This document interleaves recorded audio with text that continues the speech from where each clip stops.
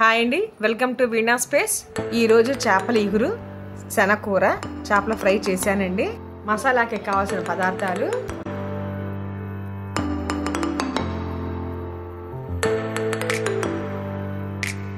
చేపల ఇగురుకి కావాల్సిన పదార్థాలండి: ఉల్లిపాయలు, పచ్చిమిరకాయలు, టమాటా, పలావాకు, అలాగే కరివేపాకు, కొత్తిమీర నీడలా నానబెట్టుకున్నానండి.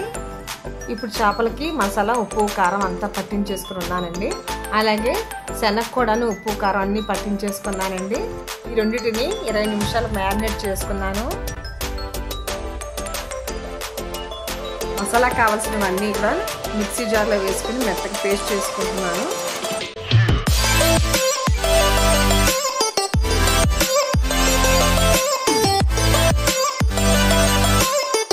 కొంచెం పొడైన తర్వాత అల్లం వెల్లుల్లిపాయ కూడా వేసుకోవాలండి. వేసుకుని మిక్సీలో కొంచెం నీళ్లు పోసుకొని బాగా మెత్తగా పేస్ట్ చేసుకోవాలి. ఉల్లిపాయలు, టమాటాలు ఇవన్నీ కలిపి కట్టర్లో వేసుకొని బాగా మెత్తగా చేసుకుంటున్నానండి. ఇది కొంచెం మెత్తగా అయిన తర్వాత కరివేపాకు, కొత్తిమీర కూడా వేసి కట్టర్లో బాగా పేస్ట్గా కొట్టాలండి. తర్వాత స్టవ్ ఆన్ చేసుకుని బాండ్లీ పెట్టుకుని నువ్వుల నూనె వేసుకుంటున్నా అండి. ఈ చేపకి బాగుంటుంది.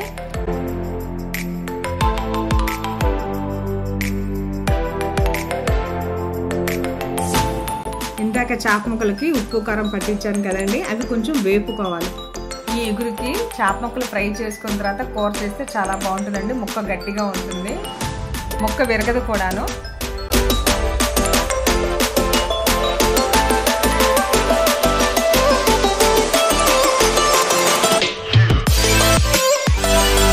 ఇవి బాగా ఎక్కువ ఫ్రై అవ్వకూడదండి. కొంచెం వేగిన తర్వాత ఇవి వేరే ప్లేట్లోకి తీసేసుకోవాలి. అదే నూనెలో పలావాకు, ఉల్లిపాయలు పేస్ట్ కొట్టుకున్నాం కదండి, అదంతా మొత్తం వేసేయాలి.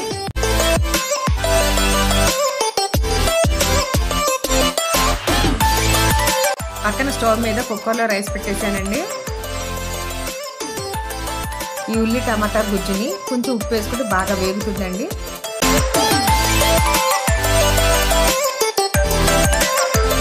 దీనిలో ఒక 5-6 పచ్చిమిర్చి వేయాలి.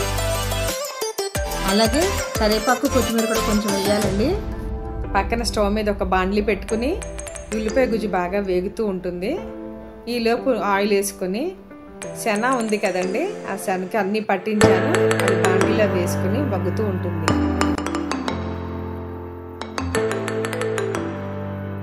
ఇందాక మసాలా పేస్ట్ వేసి కుట్టాం కదండి, అది బాండ్లీలో వేసుకుని మసాలా ముద్ద అంతా బాగా వేగాలి. ఈ పక్కన స్టవ్ మీద దానికి కూడా కొంచెం మసాలా ముద్ద వేసి కరివేపాకు, కొత్తిమీర వేసానండి. రెండింటికి వేసి బాగా తిప్పుకోవాలి.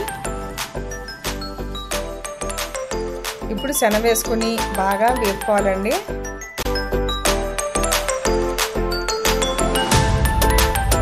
కొంచెం మూత పెట్టి మగ్గించాలండి. అలాగే ఇందాక ఫ్రై చేసిన ముక్కల్ని వేసుకుని కొద్దిగా తిప్పాలండి. చేప ముక్కలు విరిగిపోకుండా ఇలా ఒకసారి బాండిని మొత్తం కదపాలి. కొద్దిగా నీళ్లు పోసుకుని ఉడికించుకోవాలి.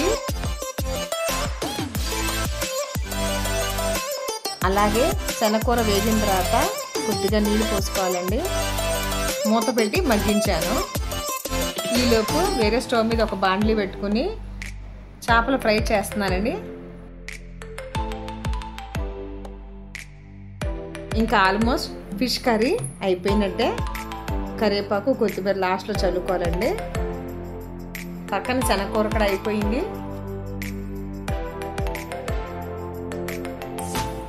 ఇంకంతేనండి, వడ్డించుకుని తినేయటమే.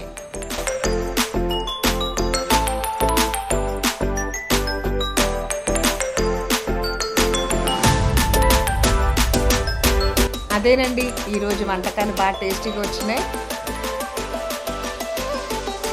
మీకు ఈ వీడియో నచ్చితే సబ్స్క్రైబ్ చేసుకోండి. బాయ్ అండి.